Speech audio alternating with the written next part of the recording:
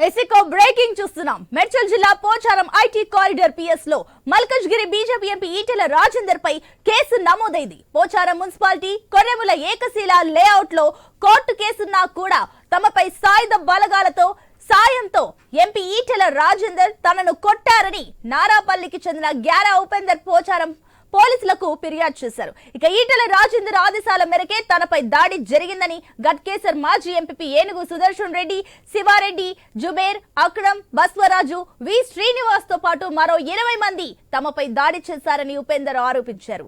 MP ఈటెలతో పాటు తమపై దాడి చేసిన వారిని కఠినంగా శిక్షించాలని ఉపేందర్ పోచారం పోలీసులకు ఫిర్యాదు చేశారు.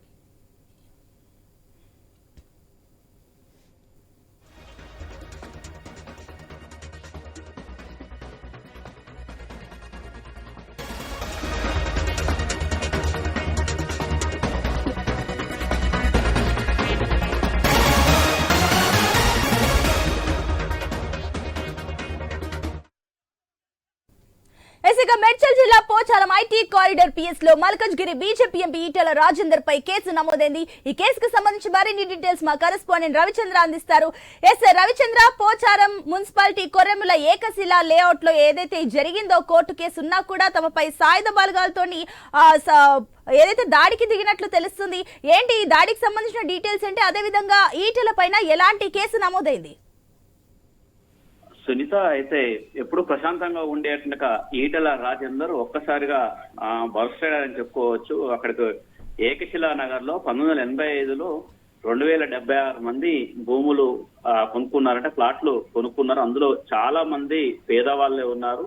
అయితే కొన్నటువంటి భూములు కొంతమంది నివాసాలు ఏర్పాటు చేసుకున్నారు, మరి కొంతమంది నివాసాలు ఏర్పాటు చేసుకోవాల్సి ఉండే. అయితే అలాంటి ప్లాట్లను కొన్ని వేరే వాళ్లకు మళ్ళీ రిజిస్ట్రేషన్ చేయడం తోటి చాలా ఇబ్బందులు పడుతున్నారు. ఇది ఒక విధంగా కబ్జాలకు గురవుతుంది. దీంతో కొంతమంది అధికారులతో కలిసి ఇలాంటి కబ్జాదారులు సామాన్యుల్ని, పేదల్ని ఇబ్బందులు పెడుతున్నారంటూ ఈటెల రాజేందర్ గతంలోనే ఒక వారం క్రితం 4-5 రోజుల నుంచి ఆయన ఇదే అంశానికి సంబంధించి చాలా కాలనీలో ఇదే అంశానికి సంబంధించి అధికారుల దృష్టికి, మీడియా దృష్టికి కూడా తీసుకొచ్చారు. అయినప్పటికీ కూడా మారకపోవడంతో ఏకశిల నగర్ లో చాలా మంది బాధితులు ఆయనకు మొరపెట్టుకోవడంతో విజిటింగ్ కోసం వచ్చారు. అక్కడికి వాళ్ళకు అండగా ఉండేందుకు, వాళ్ళకు ధైర్యం చెప్పేందుకు వచ్చారు. ఎందుకంటే వాళ్ళ భూములు, వాళ్ళ ప్లాట్లు వాళ్ళకి కావాలని చెప్పడంతో వాళ్ళకు కూడా ఒక్కసారిగా భయాందోళనకు గురైపోయారు. దీంతో 100 మంది ఉన్నారు ఇలాంటి బాధితులు.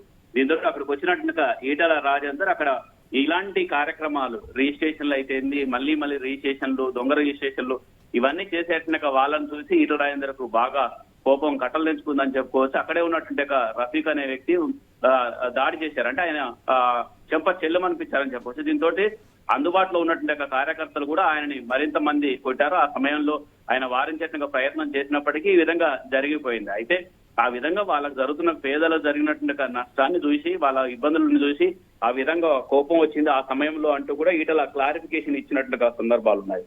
దీంతో ఈటెల రాజేందర్ మీద కేసులు నమోదు చేశారు. ఉపేందర్, రఫీక్ వీళ్ళు దెబ్బలు తిన్నట్టుగా వ్యక్తులు Pocharam IT corridor police station లో ఫిర్యాదు చేశారు. దీంతో ఎఫ్ఐఆర్ కూడా పోలీసులు నమోదు చేశారు. దీని మీద విచారణ చేపడతామంటున్నారు. అయితే మరికొంత సేపట్లో పెద్ద ఎత్తున బాధితులు కూడా మళ్ళీ ఒకసారి ఆందోళన కార్యక్రమం చేపట్టేందుకు ఏకశిలా నగర్ లోని బాధితులంతా ఒకే దగ్గరికి వస్తున్నారు. ఇప్పుడు అదే ఏరియాలో మళ్ళీ ఒకసారి ధర్నా నిర్వహించేందుకు కూడా ఉన్నారని చెప్పుకోవచ్చు.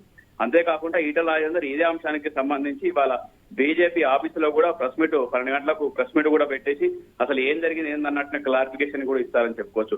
మొత్తం మీద ఈటెల రాజేందర్ మీద కేసు నమోదైంది. MP Malkajgiri MP, BJP MP, ఆయన మీద కేసు నమోదైంది. రవిచంద్ర, ఈ సంఘటన పైన ఈటెల రాజేందర్ స్పందించారా? పోనీ ఆయన అనుచరులు స్పందించారా? ఆయన నిన్న అదే అంశాన్ని చెప్పుకొచ్చారు. ఇవాళ ప్రెస్ మీట్ లో కూడా అదే అంశాన్ని చెప్తారు. కొంతమంది అమాయకుల ప్లాట్లని రిజిస్ట్రేషన్లు, దొంగ రిజిస్ట్రేషన్ చేయడం, దాంతో పాటు వాళ్ళని బెదిరింపులకు పాల్పడి ఈ విధంగా వేరే వాళ్ళకు కూడా అమ్మకాలు చేయడం, ఇదన్నీ చేస్తున్నారు. ఇది ఒక పని కట్టుకొని పక్కా ప్లాన్ తోటి చేస్తున్నారు. ఇది సరైనది కాదు.